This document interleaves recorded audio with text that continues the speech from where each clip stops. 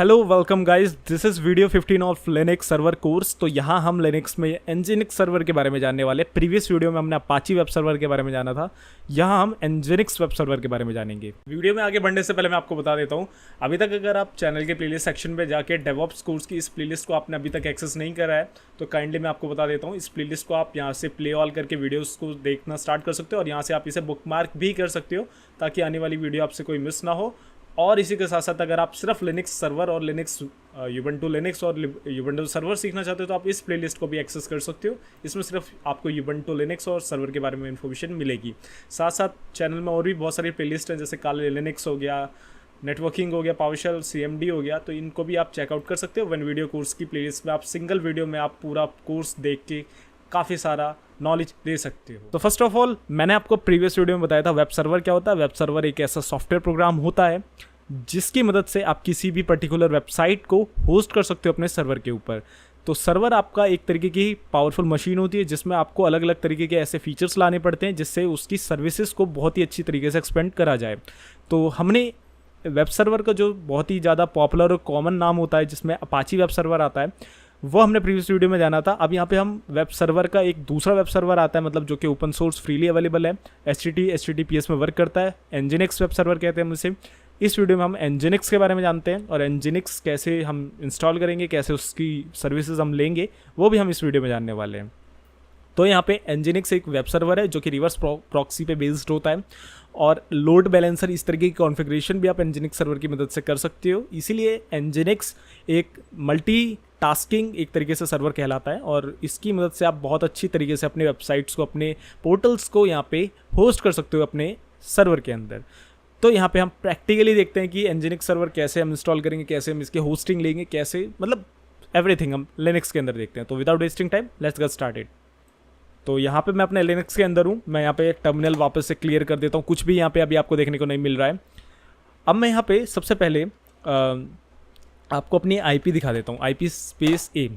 तो आप देख सकते हो 192.168.10.5 मेरी IP एड्रेस है। जैसे प्रीवियस वीडियो में मैंने आपको अपनी IP एड्रेस चला के दिखाया था, पहले मैं वापस से यहाँ पे सेम वही वाला काम कर लेता हूँ, 10.5 को ओपन कर लेता हूँ।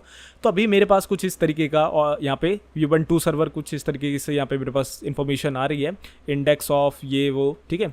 और अगर मैं यहाँ पे जाता हूँ और लिखता हूँ सिस्टम CTL और स्टेटस अपाची 2 और लिखता हूँ, तो यहाँ पे ये देखो मेरा अपाची जो वेब सर्वर है वो चल रहा था, जो कि हमने प्रीवियस वीडियो में देखा था।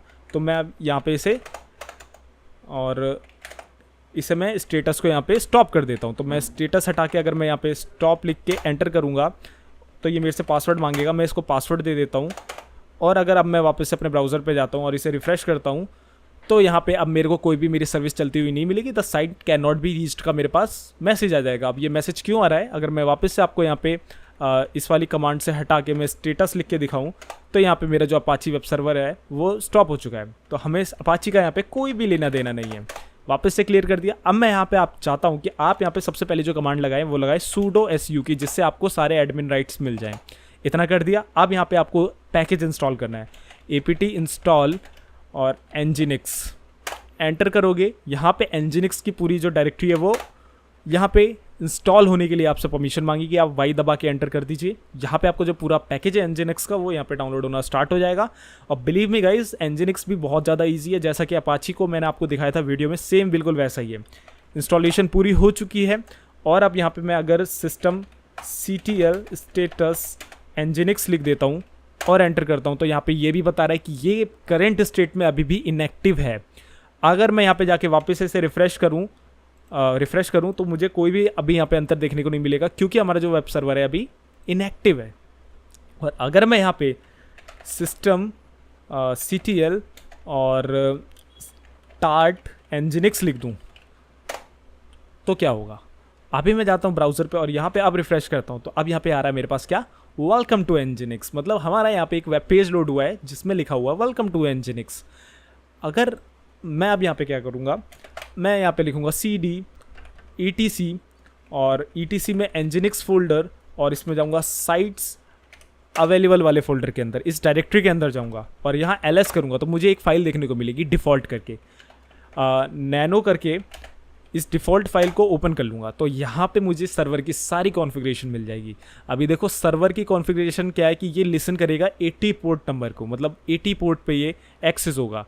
अगर मैं इसको 80 से 800 कर देता हूँ और इसे सेव कर देता हूँ और इसे एग्ज़िट ले लेता हूँ, तो मैं अगर अपने ब्राउज़र पे जाता हूँ, यहाँ रिफ़्रेश करता हूँ, तो मुझे यहाँ पे जो nginx सर्वर है, अभी तो देखो ये रीस्टार्ट करना पड़ेगा, तो मैं यहाँ पे लिख देता हूँ systemctl रीस्टार्ट और nginx, और जैसे ही ये रीस्टार्ट होगा nginx, और अब मैं यहाँ पे अपने ब्राउज़र पे जाके इसे रिफ़्रेश करता हूँ, तो यहाँ पे रिफ़्रेश करने से मुझे क्या अंतर मिलेगा, मेरा जो ब्राउज़र है वो मतलब जो साइट है वो बंद हो जाएगी। और अगर मैं यहाँ पे कॉलन लगा के 800 लिख दूंगा और एंटर कर दूंगा तो वो वेबसाइट वापस से स्टार्ट हो जाएगी। अब ये 800 से क्यों स्टार्ट हुई, क्योंकि मैंने सर्वर की कॉन्फ़िगरेशन में 80 पोर्ट को चेंज करके 800 कर दिया है, और बाय डिफ़ॉल्ट हमारी जो भी वेबसाइट होती है वो पोर्ट नंबर 80 पे चलती है, इसलिए पोर्ट नंबर 80 को स्पेसिफाई करना ज़रूरी नहीं होता है। इसीलिए यहाँ पे हमने 800 करा, ताकि मैं आपको दिखा सकूँ कि ये पोर्ट वोट सब आप यहाँ से चेंज कर सकते हो। तो यहाँ पर आपको पोर्ट चेंज करना मैंने बता दिया, कहाँ से आपको बाय डिफ़ॉल्ट जो पोर्ट आता है सर्वर का वो आप चेंज कर सकते हो। देखो यहाँ पे भी रूट डायरेक्टरी क्या है, आपकी रूट डायरेक्टरी वही है where www.html। इसके अंदर आप जो भी रखोगे वो एज अ वेबसाइट कंसीडर करके, जो आप हमारा सर्वर है वो यहाँ पे उसे एज अ वेबसाइट कंसीडर करके उसे वहाँ पे आपका शो करा देगा। अभी मैं उसी डायरेक्टरी के अंदर चलता हूँ, where के अंदर थी www.html, यहाँ ls करता हूँ तो मुझे index.nginx.debian.html मिल रहा है। मैं इसको सबसे पहले परमिशन दे देता हूँ chmod +777, और इस फाइल को मैंने परमिशन दे दी। अब मैं इसे रीड करूँगा। अब रीड करा तो यहाँ पे सेम मेरे को वही सारी कॉन्फ़िगरेशन देखने को मिल रही है, वेलकम टू nginx। अब मैं nginx के आगे लिख देता हूँ आदर्श, ठीक है। सेव करा, बाहर एग्ज़िट हो गए, और एग्ज़िट होने के बाद वापस से systemctl रीस्टार्ट और nginx की कमांड चला दी, nginx हमारा रीस्टार्ट हो गया। और अगर वापस से ब्राउज़र पे गए, अभी देखो वेलकम टू nginx आ रहा है, मैं रिफ़्रेश करूँगा, वेलकम टू nginx आदर्श आ रहा है। मतलब इस डायरेक्टरी में आप जो भी फाइल रखना चाहते हो अपनी index.html करके आप यहाँ पे रख सकते हो, आपकी वो वेबसाइट ओपन हो जाएगी nginx सर्वर से। तो इसी तरीके से nginx सर्वर होता है। दोनों में काफ़ी डिफरेंसेस होते हैं, लेकिन मैं प्रेफर करूँगा आप अपनी नीड के अकॉर्डिंग चलाएं। अभी मैं बिल्कुल बेसिक आपको यहाँ पे एग्जांपल देने की कोशिश कर रहा हूँ, बेसिक्स समझिए। नेक्स्ट वीडियो में हम कैसे वेबसाइट्स को होस्ट करेंगे ये प्रॉपर तरीके से जानेंगे। तो इस वीडियो में इतना ही रखते हैं, मिलते हैं नेक्स्ट वीडियो में। नेक्स्ट वीडियो बहुत इंपॉर्टेंट है, बिल्कुल भी मत मिस करना। उसमें हम वेबसाइट होस्ट कैसे करेंगे, एक पर्टिकुलर हम खुद से एक वेबसाइट बनाएंगे और उसको हम होस्ट करके देखेंगे। सो उस वीडियो को बिल्कुल मिस मत करना। सो इस वीडियो में इतना ही रखते हैं, मिलते हैं नेक्स्ट वीडियो में। Till then good bye, take care, stay healthy and जय हिंद।